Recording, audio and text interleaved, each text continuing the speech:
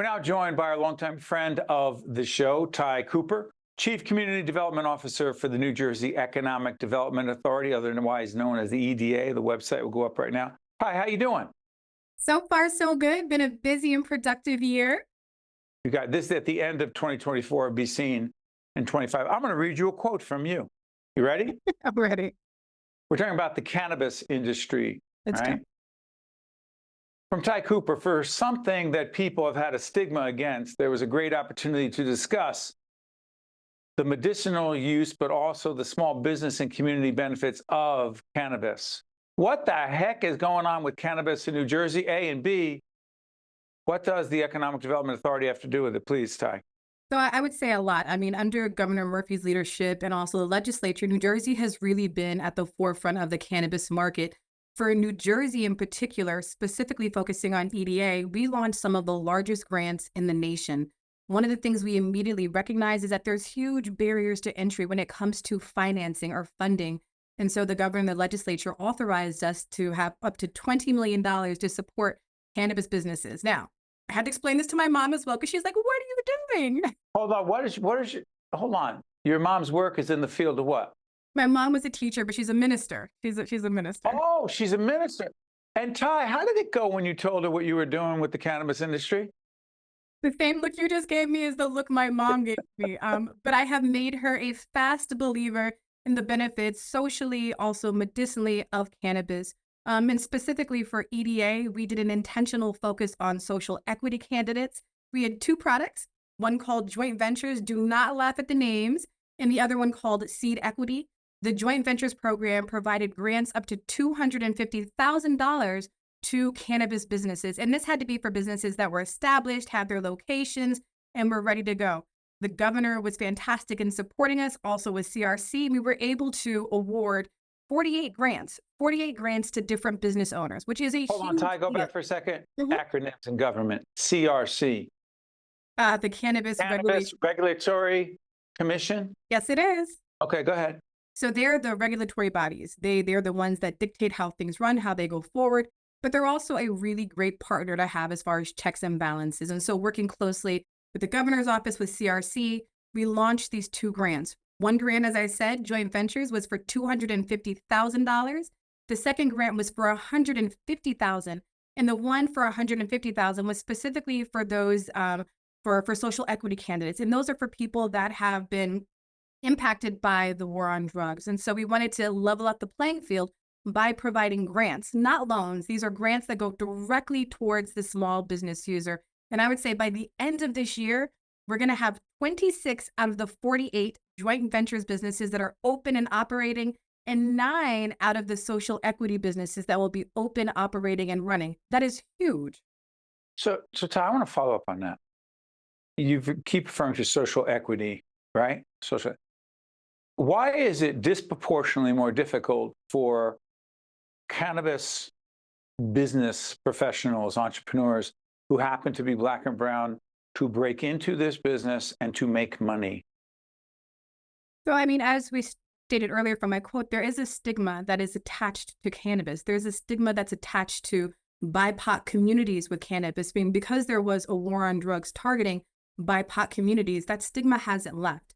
And so what we're trying to do is really shift that narrative and put it on its head to show that if you invest in communities and communities of color through cannabis, you can have dramatic effects. And again, one of the key things we notice that this is a time-intensive and money-intensive and laborious process to get involved in. And so unless you've got $2, $3, $4 million just hanging around, it's really hard to break into this industry. And so working with the governor's office, working with EDA and all of my colleagues, we created grant programs to, again, level that playing field. And the reason we made one of the grants, Seed Equity, specifically for social equity candidates, is because we recognize the disadvantages that come with having a criminal record. You know, despite the attempts to get over it, there still is a stigma. And so what we're trying to do, again, is make sure that we provide resources in advance for businesses that are qualified, that have already gotten their approvals from CRC. So it's not anybody. You have to still go through a very rigorous process, but we are there to hold your hand. We're there to provide funding and also there to uplift those communities. Got it. Again, put the website up for EDA. Good, thanks. Economic Development Authority. What the ART program, activation, revitalization, transformation, I'll get that out, grant program. $37 million pie for what and for whom? So, huge initiative. And again, this is something that we thank the governor's office for and also the legislature. One of the things that EDA has really recognized is that art is an economic driver. Whether you look at the work that's happening at NJPAC, the work happening at Symphony Hall, you're watching how the arts and culture ecosystem is really lifting up communities. And so what we were able to do is award grants. We started with a small pilot program in both Newark and Atlantic City.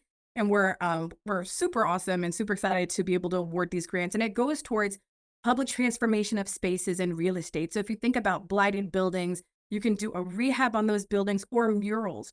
These are things, again, which are small interventions, but have a huge impact on communities. And so we were incredibly excited to do round one, again, focusing on Newark and Atlantic City. And we just rolled out or just closed out Art Phase 2, which was only for public space entities, but was open to 35 different cities. And again, this is recognizing the fact that nonprofits and art entities also have a space in economic development. They are viable, they're resourceful. And again, the beautification of our communities means that you're going to drive folks to come back to our downtowns, back to our cities, and have something to also do. So very supportive of the work the governor has supported through the arts as well.